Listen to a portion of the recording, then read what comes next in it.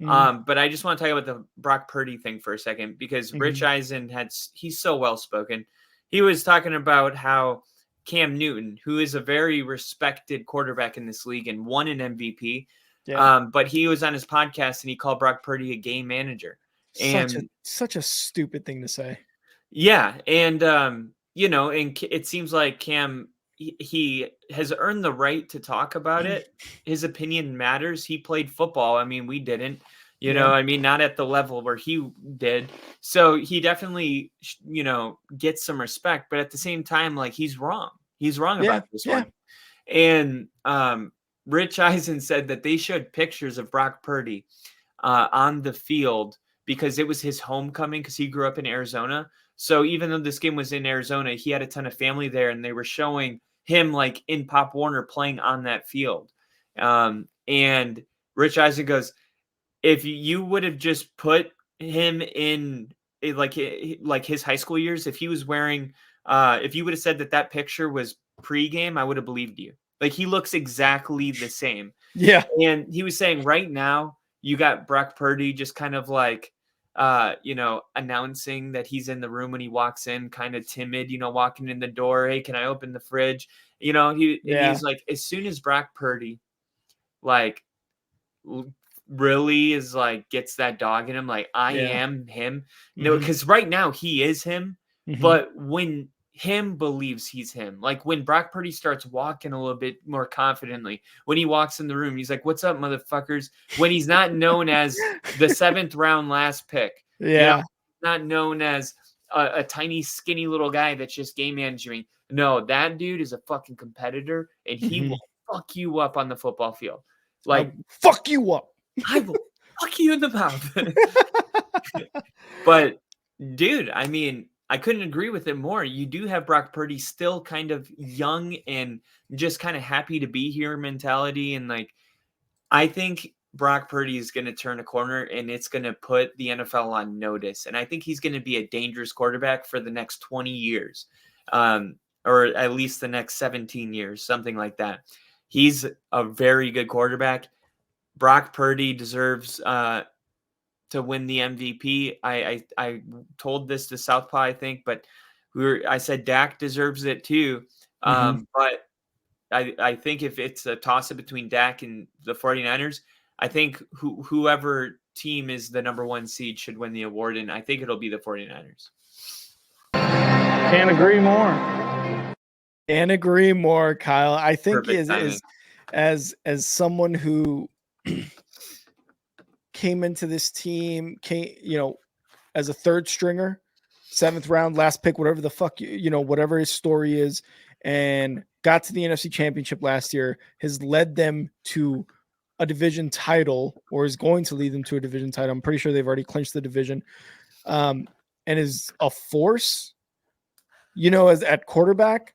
We talk all the time about teams with ridiculous weapons, and yet the coaching and the quarterback play has just been the death of them. That's one of the arguments that's being made. What about all the weapons around Purdy? He's a game manager. He's not a fucking game manager.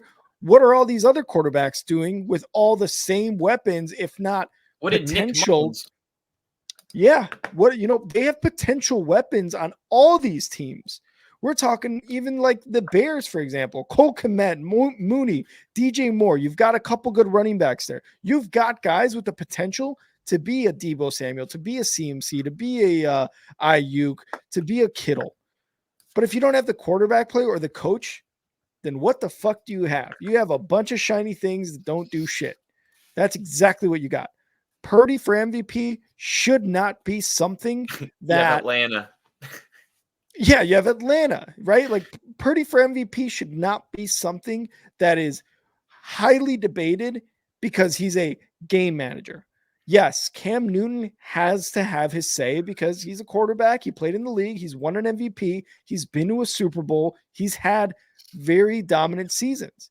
It's literally bullying, because if you remove Brock Purdy and put any other Tom Brady, nobody has this conversation. So really, the only reason the conversation happening, in my opinion, 90% of it is because of the way he looks.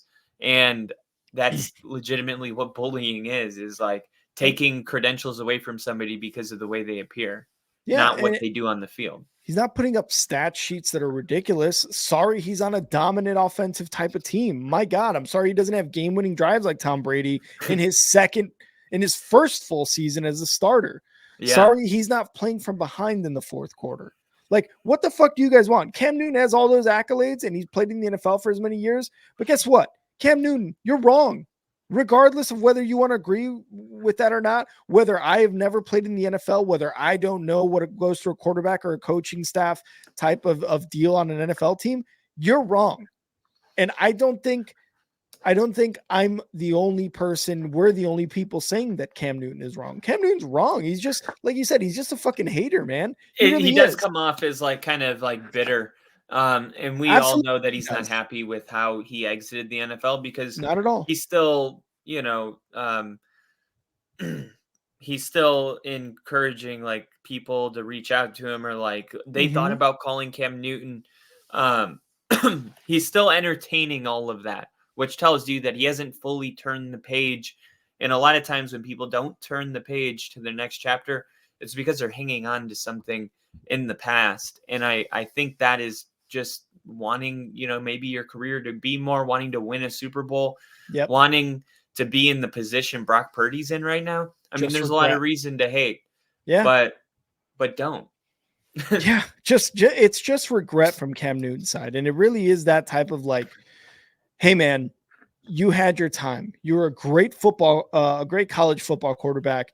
You won an MVP and went to a Super Bowl, or I don't know if he won an MVP. I forget if he did win an MVP. But you had a really good career when you played football. Let the other people. He did win MVP. Okay, he did win MVP. He went 15-1, and when he went to the Super Bowl, they were averaging like 38 points a game. Okay.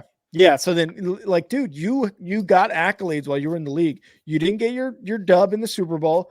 You got a dab in the Super Bowl. Yeah, Dan Marino also didn't get a dub. You got a bunch of Hall of Fame quarterbacks who don't have dubs in the Super Bowl. That's just how Dan Marino didn't get a dub. Dan Marino didn't get a dub. So we're just gonna get a shirt that says Dan Marino didn't get a dub with Dan Marino flipping us off. So I don't at this point, I don't even want to talk about the game. It was just an absolute domination by the 49ers. But to say that Brock Purdy doesn't deserve an MVP nod, that Dak Prescott is doing all these things, again, all things can be factual. That Brock Purdy deserves an MVP nod, and what Dak has done with the Cowboys has been stellar. Or what Jalen Hurts has done, even like other quarterbacks, what did they have done? Tyreek Hill almost getting to 2,000 yards in receiving yards in a season. That's also all very impressive. But to just shit on Purdy for having weapons when every quarterback in the league would want exactly what he wants, we'd be saying the same shit about anybody in that situation. So leave that shit in the loser talk table that you come from and join the big grown-ups table to talk about how MVP is actually judged. Cocksuckers. And you heard it here first. Are we finished or are we done? Is angry. He is pissed.